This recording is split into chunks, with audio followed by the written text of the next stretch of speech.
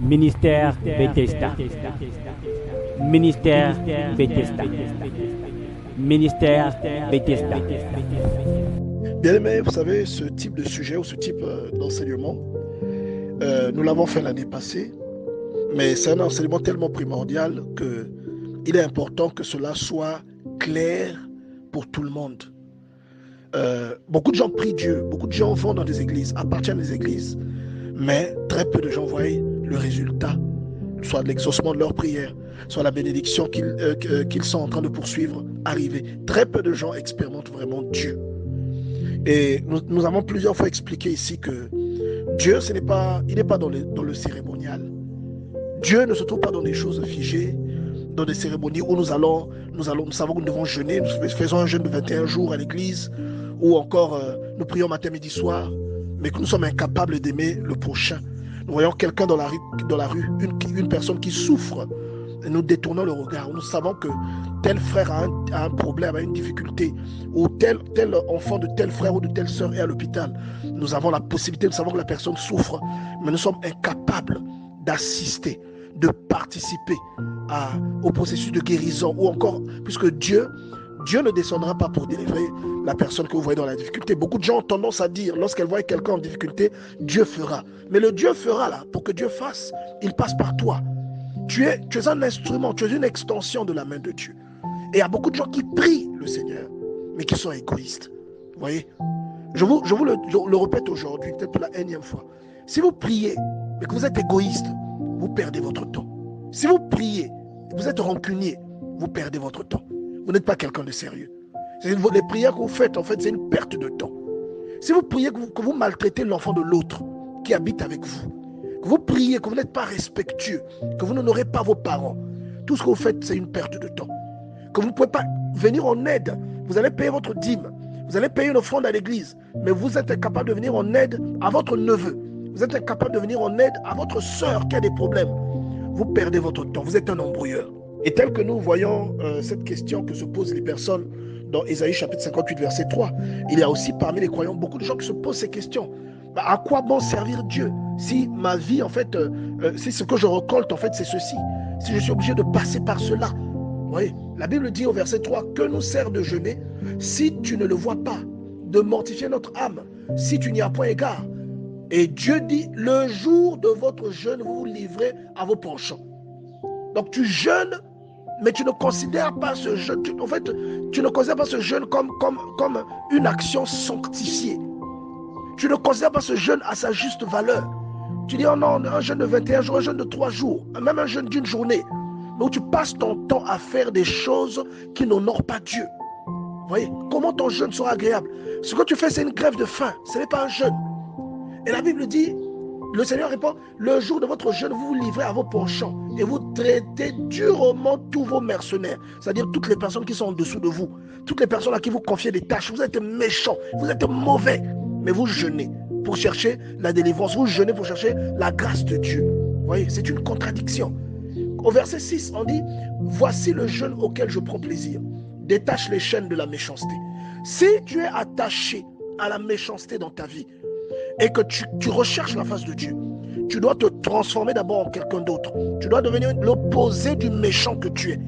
Analyse dans ta vie toutes les actions méchantes que tu as accomplies. Analyse dans ta vie toutes les actions qui ne sont pas normales que tu as accomplies constamment. Ta délivrance viendra à toi sans même que tu n'invoques Dieu. Parce que le fait de faire ça est une repentance. Et la repentance attire Dieu à toi. Vous voyez? Ton comportement est une prière puissante. On vous parle souvent du psaume 41. Heureux celui qui se souvient du pauvre. Au jour du malheur, le Seigneur se souvient de lui. Il n'a pas prié. Il s'est seulement souvenu du pauvre.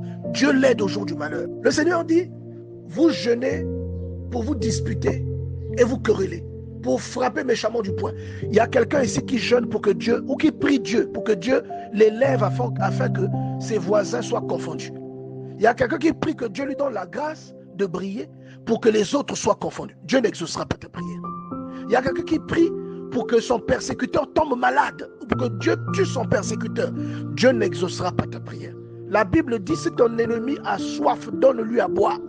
S'il a faim, donne-lui à manger. Vous voyez, la Bible dit, si ton ennemi passe par une mauvaise période, ne te moque pas de lui, que cela ne réjouisse pas ton cœur. car Dieu pourrait le voir et pourrait lever sa main dessus de lui. C'est-à-dire Dieu pourrait arrêter de le frapper parce que toi tu te moques. Oui. Et aujourd'hui, le Seigneur te dit que vous priez pour des motifs qui ne sont pas sérieux. Vous priez pour des motifs qui ne sont pas justes. Vous priez pour dépasser les autres. Vous priez pour avoir le visa avant les autres. Vous priez pour avoir un travail meilleur que celui des autres. Vous priez pour que les autres ne s'en sortent pas dans ce qu'ils entreprennent. Ce sont des mauvaises prières. Dieu n'exaucera jamais ces prières. Comme le jeûne est une forme de prière, le jeûne, c'est comme si tu allais courtiser Dieu, c'est comme si tu rabaissais ton âme, plutôt ce que tu es, afin que Dieu t'élève, afin que tu connaisses une ascension spirituelle et que lorsque tu parles, que tu te retrouves sur la montagne avec le Seigneur. Mais Dieu est en train de te dire que si c'est pour les mauvaises raisons, ce que tu fais est nul et non avenu. Ce que tu fais ne sert complètement à rien. Il te dit, détache les chaînes de la méchanceté. Dénoue les liens de la servitude. Renvoie libre les opprimés. Il y a quelqu'un qui est prisonnier dans ton cœur parce que tu lui en veux pour une chose que cette personne a faite. Cette personne s'est mal comportée vis-à-vis de toi et tu continues à garder cette colère dans le cœur. Dieu dit renvoie-le libre. Délie cette personne de ton cœur. Laisse ce problème aller. Sinon Dieu ne t'écoutera pas. Sinon Dieu ne t'exaucera pas. Ne retiens pas ce que l'on t'a fait de mal. Sinon Dieu, parce que toi aussi tu fais du mal aux gens, parfois tu ne t'en rends pas compte. Voyez, renvoie libre l'opprimé et que l'on brise toute espèce de joug. Voyez, toute espèce de joug doit être brisée. C'est pourquoi il y a parfois des personnes qui ne connaissent pas Dieu, mais qui expérimentent plus la grâce que vous. Ce n'est peut-être pas une grâce qui a un rapport avec le genre de grâce que vous êtes tenu d'expérimenter, mais ce sont des personnes qui leur standard se trouve au-dessus des vôtres. Simplement parce que vous avez Dieu, vous êtes censé vivre l'extraordinaire, mais vous ne respectez pas Dieu en tournant le dos aux autres. Et par conséquent, ce que Dieu aurait dû vous donner, il ne vous le donne pas. Et même une personne qui ne s'appuie pas sur Dieu est au-dessus de vous. Cette personne a plus que vous n'avez. Cette personne peut faire plus que vous ne pouvez. Elle peut réaliser plus que vous ne réalisez. Simplement parce que vous ne respectez pas les préceptes de Dieu. Dieu, ce n'est pas seulement se mettre à genoux et dire Seigneur merci, Seigneur protège-moi. Dieu, ce n'est pas que ça. Mais Dieu, d'après 1 Corinthiens chapitre 13, Dieu c'est l'amour. Celui qui a Dieu, c'est celui qui a l'amour. Celui qui aime l'autre, celui-là a Dieu. La Bible dit dans le livre de 1 Jean que si quelqu'un dit qu'il aime Dieu mais qu'il n'aime pas son frère, c'est un menteur. Il ne peut pas aimer Dieu qu'il ne voit pas, tandis que son frère qu'il voit, il n'arrive pas à l'aimer. C'est une contradiction, c'est un mensonge.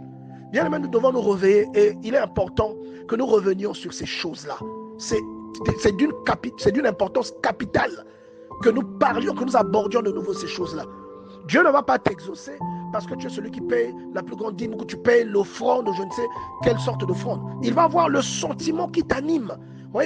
Hier, nous avons parlé du zèle, de la motivation de votre zèle. Il y a des gens qui viennent à l'église pour des buts. Quand le but n'est pas atteint, il est frustré. Il ne jeûne plus. Il ne veut plus prier. Dieu ne t'exaucera pas et tu mourras dans le désert. Comme les enfants rebelles d'Israël. Tu mourras dans le désert. Nous devons nous réveiller, bien aimés dans le Seigneur. Quelle est l'intention qui t'anime? Vous voyez, quand tu fais ton jeûne, tu recherches quelque chose. Par quoi est-ce que tu es animé? Après le verset 7, la Bible dit, si tu pratiques cela, alors ta lumière paraîtra comme l'aurore. C'est-à-dire que même ce qui t'avait été interdit jusqu'alors, tu le posséderas. La vraie prière, c'est celle-là. La vraie prière, c'est aimer autrui. Ce n'est pas le blabla, ce n'est pas les mabundus, ce n'est pas aller à l'église pour aller nettoyer la maison du prêtre. Ce n'est pas ça. Ce n'est pas être diacre ou être dans le protocole de l'église. Ce n'est pas ça. La vraie religion, c'est aimer l'autre. Celui qui plaît à Dieu, c'est celui qui aime l'autre, qui ne garde pas rancune. Celui qui plaît à Dieu, c'est celui qui intervient lorsque l'autre est en difficulté. Regardez ce merveilleux exemple de Job, chapitre 29. Il dit, car je sauvais le pauvre qui implorait du secours et l'orphelin qui manquait d'appui. Et au verset 13, il dit, la bénédiction du malheureux venait sur moi. Je remplissais de joie le cœur de la veuve. Je ne sais pas si quelqu'un comprend que chaque fois que tu aides quelqu'un avec un cœur sincère, chaque fois que tu assistes celui qui est en difficulté, sa bénédiction vient sur toi. Pourquoi? Parce que Dieu se souvient, tu deviens l'extension de Dieu dans la vie de cette personne. La gratitude qui a un rapport avec ce que tu as fait, elle est censée aller à Dieu, mais Dieu te la redistribue. Vous voyez? Elle retombe sur toi. Comprenez? C'est comme lorsque le Seigneur dit que si vous opprimez l'orphelin et la veuve, s'ils crient à moi, j'entendrai leurs cris et je livrerai vos maris à l'épée pour que vous deveniez des veuves et pour que vos femmes deviennent des veuves et que vos enfants deviennent des orphelins. Dieu écoute la voix de ceux qui sont affligés. Si vous êtes bien avec celui qui est affligé, Si vous consolez celui qui est affligé, Dieu sera dans votre vie. Si vous venez en aide à quelqu'un qui a un manque, Dieu sera dans votre vie. Et Dieu s'illustrera puissamment dans votre vie, même là où vous ne l'attendez pas. Simplement parce que vous aidez celui qui est opprimé. Vous voyez? Il dit, la bénédiction du malheureux venait sur moi. Pourquoi? Parce que je sauvais le pauvre qui implorait du secours. Il implorait le secours là à Dieu. Vous voyez? Quand vous aidez quelqu'un, la personne va vous dire merci, mais elle dira toujours merci Seigneur. C'est une gratitude qui va à Dieu et Dieu vous la reverse. Vous voyez? Vous avez votre contrepart dans cette gratitude. Ne le faites pas dans l'espoir que Dieu vous bénisse. Faites-le parce que c'est bien. Dieu fera le reste. Vous voyez? Il dit là, je me revêtais de justice. Je lui servais de vêtements. J'avais ma droiture pour manteau et pour turban. J'étais l'œil de l'aveugle et le pied du boiteux. Il est en train de t'expliquer que la limitation de l'aveugle, c'est lui qui l'a compensé. La limitation du boiteux, c'est lui qui l'a compensé. Vous voyez? J'étais le père des misérables. Ceux qui n'ont pas de père, qui n'ont pas d'appui, qui ne savent pas sur qui compter, à qui demander. Il prenait le rôle de ce manque-là pour le compenser. Vous voyez?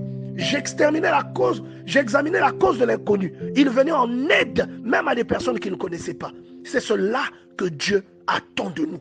C'est ce que Dieu veut. Quand tu fais ce genre de choses, la bénédiction vient de ta vie. Après, quelqu'un pourra me dire, mais après Job, un malheur lui est arrivé. Mais vous oubliez que la vie dans le Seigneur, c'est une école. Je vous ai dit dernièrement, le malheur atteste souvent le juste. On dit souvent, c'est-à-dire beaucoup de fois. Mais, il y a toujours un mais.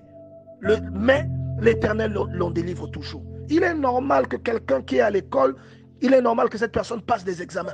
Il est normal qu'elle passe des compositions. Et à la suite d'un examen que l'on sait ce que tu vaux, à la suite d'une composition, d'un test, d'un challenge, même le champion du monde de boxe, des poids lourds ou des poids plumes ou des poids coqs ou des poids mouches, ils sont obligés de passer par un challenge. Ils ont un challenger, ils montent sur le ring et celui qui gagne prend la ceinture. Vous voyez?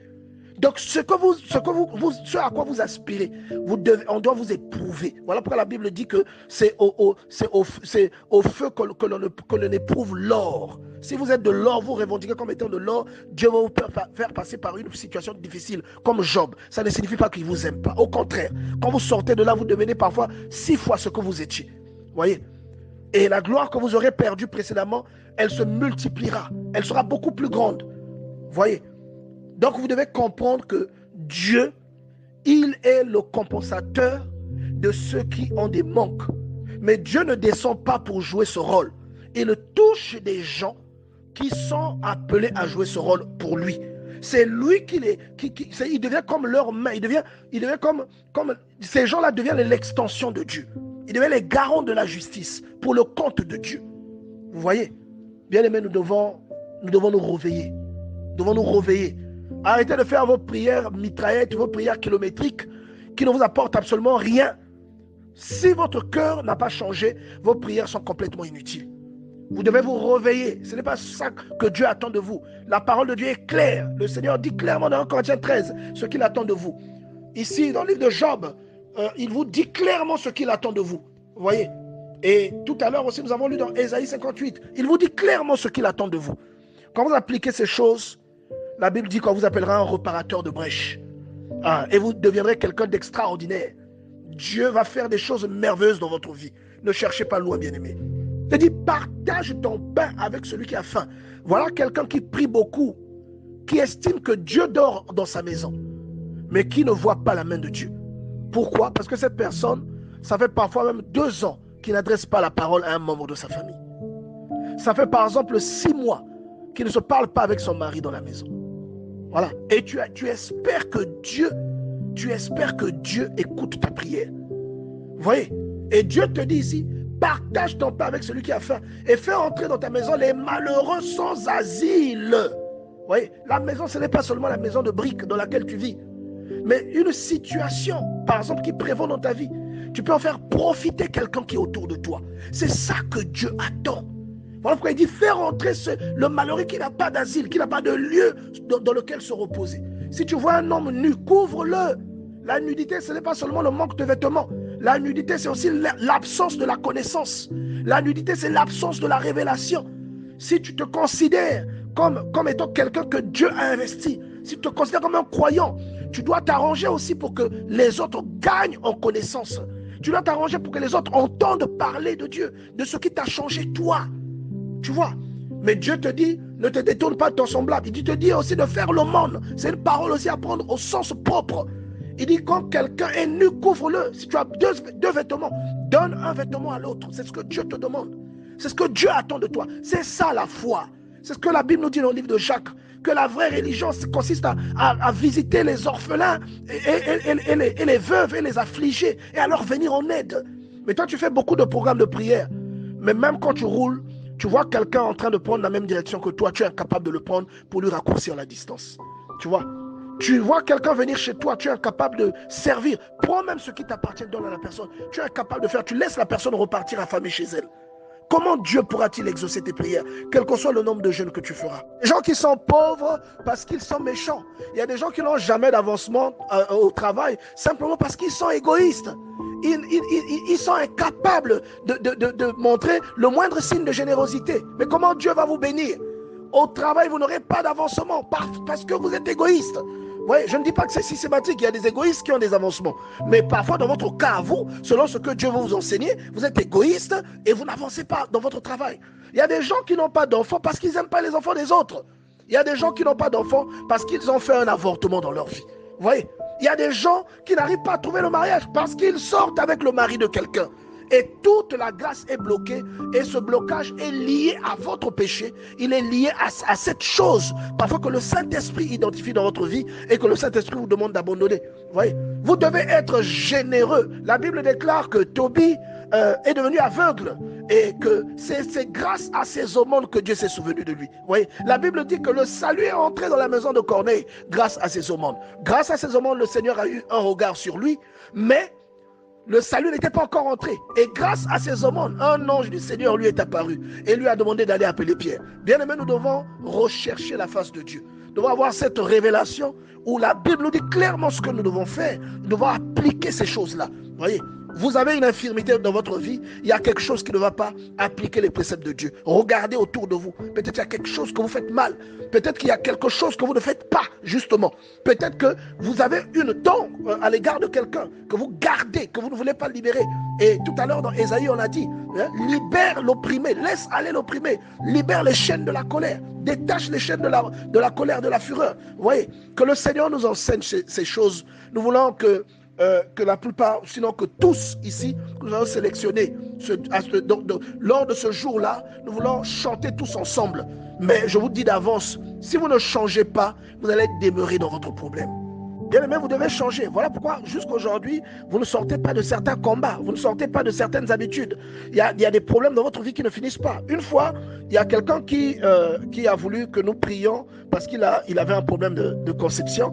Et j'ai commencé à exhorter la personne, mais la personne n'était pas d'accord. La personne voulait qu'on lui impose les mains ou qu'on fasse une prière pour qu'elle tombe enceinte. Et déjà la personne n'était pas mariée. Vous voyez ce que je veux dire? Comment veux-tu que Dieu agisse dans ta vie sans que tu ne te défasses de ton ancienne vie? Peut-être que la malédiction qui fait aujourd'hui que tu sois stérile est liée à la vie que tu mènes. Mais quand on essaie de te parler de Dieu, on essaie de te montrer là où tu es tombé, on essaie de mettre la lumière. Regardons ensemble, peut-être que tu es tombé quelque part. Tu commences la personne manifester un mécontentement. Vous voyez? Mais les gens ne sont pas enseignés. Si vous demeurez dans vos habitudes, si vous ne changez pas, si vous n'êtes pas convaincu du péché, si vous ne vous repentez pas et si vous ne faites pas du bien autour de vous, vos problèmes demeureront. Vous demeurez dans ces problèmes-là. Vous voyez? Vous demeurez parce que parfois c'est votre habitude ou parfois c'est une relation que vous avez avec le mari de quelqu'un. Des fois c'est ça qui vous lie. Des fois c'est ça qui bloque votre vie. Comprenez? Vous ne connaissez pas la relation qui existe entre cette personne ou la femme de cette personne avec Dieu. Vous ne savez pas ce que cette femme-là peut dire à Dieu, bien aimé dans le Seigneur. Nous devons faire très, très attention. Donc, deux fois, lorsqu'on dit qu'il faut faire une cure d'âme, où il faut regarder autour, peut-être qu'il y a quelque chose. C'est important, parce que le miracle, deux fois, il n'a pas besoin d'intercession. Deux fois, le miracle a seulement besoin d'une repentance. La repentance est une prière puissante. La repentance a un effet très puissant dans la vie de quelqu'un. Là où il y avait la mort peut être relégué à un second plan simplement parce qu'une personne s'est repentie. Et regardez, le Seigneur le dit d'Akab. Hein, le Seigneur le dit d'Akab qui s'humilie devant le Seigneur. Vous voyez? Donc aujourd'hui, il y a des choses que vous cherchez. Vous voulez qu'on vous impose les mains. Parfois, il suffit simplement de faire l'aumône. Parfois, il suffit de faire des gestes d'un bon cœur. Il suffit de vous détourner de certaines habitudes. Il suffit d'abandonner vos péchés. Et vous verrez que le combat ou la chose qui vous a tenu tête depuis longtemps, elle va s'écrouler, bien aimé dans le Seigneur. Il y a deux catégories de croyants. Lorsque vous voyez par exemple dans un match de football, il y a deux équipes qui viennent sur le terrain. Mais on sait tous qu'à la fin, même quand c'est un match nul, c'est une seule équipe qui finira par aller de l'avant. Vous voyez, il y aura soit un tirage au sort, ou soit ils iront au tir au but pour se départager. Mais il y a une seule équipe. Quand il y a par exemple deux boxeurs sur le ring, ou deux catcheurs sur le ring, il y en a un seul qui finit par avancer, l'autre reste. Et dans l'église, c'est la même chose. Il y a des gens qui vont à l'église, qui viennent prier, mais qui ne sont pas préparés autant que d'autres. C'est-à-dire que quand vous voyez deux adversaires monter sur un ring, tous les deux n'ont pas la même préparation. Tous les deux n'ont pas la même hygiène de vie. Tous les deux n'ont pas la même condition physique, même s'ils sont tous les deux professionnels. C'est comme les chrétiens qui vont à l'église, tous n'ont pas la même relation avec Dieu. Tous n'ont pas le même comportement. Certains ont des penchants qui ne leur rendent pas service. Certains ont des addictions qui les limitent avant même qu'ils n'entrent dans le terrain, avant même qu'ils montent sur le ring, il est déjà disqualifié. Vous voyez, il y a une personne qui est en boîte de nuit et qui va venir disputer une compétition, mais vous pouvez être sûr à 90% que cette personne-là perdra sa compétition. Elle perdra, elle sera battue. Et il y a des chrétiens qui viennent à l'église, ils sont égoïstes. Ils viennent à l'église, ils sont rancuniers. Ils viennent à l'église, ils sont, comment on dit ça, ils sont vraiment, c'est des personnes qui ont la haine. Ils sont jaloux des autres. Mais comment peux-tu espérer que Dieu emmène la délivrance dans ta vie? Comment peux-tu espérer que Dieu écoute et exauce tes prières? Tu n'as aucune hygiène spirituelle. Comment tu peux t'attendre à ce que Dieu t'aide? Comment tu peux t'attendre à ce que Dieu t'assiste? Tu n'aimes pas les autres. Comment est-ce que Dieu t'assistera? C'est les questions que nous devons commencer à nous poser. Nous fatiguons Dieu avec nos prières. Et vous voyez, quand vous lisez le livre de Malachie, le Seigneur utilise cette expression. Il dit, vous me fatiguez avec ça. Il dit, mais comment est-ce que vous te fatiguez? Il dit, mais regardez le genre d'offrande que vous apportez. Vous apportez une bête boiteuse. Vous voyez, vous apportez une bête boiteuse. Mais il dit, donne-la à ton gouverneur. Et tu verras comment il te traitera. Donc il y a des gens, pourtant ils viennent, ils ont l'amour de venir faire le service, ils ont l'amour de venir pointer leur présence, mais ils n'ont pas la condition requise pour que Dieu regarde à ce qu'ils font, pour que Dieu s'intéresse à ce qu'ils font. Vous voyez, nous allons à l'école, nous sommes nombreux, nous savons qu'à la fin, certains ne seront pas admis, c'est comme ça. Nous allons à l'école, nous allons passer les examens, ceux qui ont fait le bac l'année passée, ou ceux qui vont faire le bac cette année, le BPC cette année. Je vous dis d'avance que certains parmi vous ne seront pas admis. Ça dépendra de comment vous allez vous préparer. Ça va dépendre de plusieurs facteurs. À l'église, c'est la même chose. Lorsque vous priez Dieu, vous devez adhérer à la logique de Dieu. Vous devez appliquer dans votre vie ce que Dieu vous recommande. Si vous ne l'appliquez pas, il n'y aura pas de magie. Si vous ne l'appliquez pas, le résultat va ressembler au résultat de l'année passée. Voyez? Donc si jusqu'aujourd'hui, vous cherchez quelque chose que vous n'obtenez pas, essayez d'étudier dans votre caractère ce qui ne plaît pas à Dieu. Essayez de regarder dans ce que vous faites. Peut-être il y a une chose que Dieu n'aime pas dans votre vie. Séparez-vous de cette chose-là. La Bible dit que Abraham, avec son neveu Lot, leurs serviteurs se disputaient tout le temps parce qu'ils avaient de grandes richesses. Il y a des personnes qui ont toi tu as envie d'aller vers Dieu, mais il y a un défaut qui est en toi, qui est aussi exigeant. Il faut que tu te sépares de ce défaut, comme Lot s'est séparé d'Abraham. Vous voyez, Dieu a inspiré Abraham pour qu'il se sépare de son neveu, et à partir de ce moment-là, il a commencé à entrer en possession de son héritage. Et aujourd'hui, bien-aimé dans le Seigneur, si tu ne te réponds pas de certaines habitudes, si tu ne te sépares pas de certaines habitudes, si tu n'abandonnes pas l'égoïsme, tu n'abandonnes pas la rancune, la jalousie sans cause, les sautes d'humeur, l'impolitesse ou l'arrogance, l'orgueil. Tu n'as jamais tort, tu as toujours raison. C'est toujours les autres qui ont tort. Bien-aimé, tu n'apprendras jamais rien, tu n'avanceras pas et il sera difficile que Dieu t'exauce. Nous devons nous réveiller, bien-aimé dans le Seigneur. Nous devons nous réveiller. Certains d'entre nous ne changent pas leur attitude. Ce pourquoi vous avez prié toute votre vie, vous ne le verrez jamais s'accomplir. C'est-à-dire que le jour où le Seigneur viendra se manifester selon 1 Thessaloniciens chapitre 4, bien aimé, je vous assure que lorsque les autres s'élèveront, ou ceux qui seront dans la mort lorsqu'ils rejoindront le Seigneur, vous allez les assister, vous serez des spectateurs. Ou encore lorsque la deuxième résurrection aura lieu et que vous passerez devant le Seigneur et qu'il consultera son livre pour voir si votre nom est dedans. Bien aimé, ce sera pour vous pas une simple formalité, parce que votre nom ne s'y trouvera pas. Vous aurez couru pour rien. Autant dire clairement que vous êtes de l'autre côté, plutôt que de vous convaincre que vous êtes du côté de Dieu et que vous vous illustrez avec le caractère qui caractérise ceux qui sont du côté du diable. Vous voyez ce que je veux dire, non? Si vous êtes un enfant de Dieu, il y a des choses que vous devez abandonner. Si vous ne les abandonnez pas, vous n'irez jamais du côté de Dieu. Vous ne prendrez jamais possession de l'héritage que Dieu promet à ses enfants. Je vous le dis, bien aimé, et je ne fais que citer la Bible. Donc, autant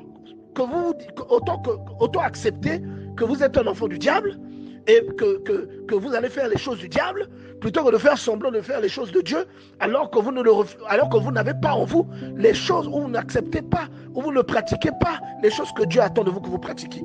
Voyez, vous êtes incapable d'être quelqu'un de juste. Vous devez de l'argent à quelqu'un, volontairement vous retenez votre main pour ne pas payer cette personne. Comment Dieu vous bénira-t-il? Voyez, vous êtes incapable de vivre avec quelqu'un, un petit frère ou une petite soeur, et accepter que cette personne soit élevée plus que vous. Quand cette personne commence à avoir des choses plus que vous, ça commence à vous déranger. Comment Dieu vous bénira-t-il? Voyez, ça veut dire, vous n'avez pas besoin d'aller voler pour être un enfant du diable. Rien qu'en faisant ça, vous êtes un enfant du diable. Voyez, vous avez eu une dispute avec votre femme ou avec votre mari pendant plusieurs jours, pendant plusieurs semaines. Vous ne vous adressez pas la parole. Vous êtes un enfant du diable. On n'a pas besoin de venir vous sortir votre acte de naissance. Ça là, ça montre déjà d'où vous tenez votre nature. Ministère Bethesda. Ministère Bethesda. Ministère Bethesda.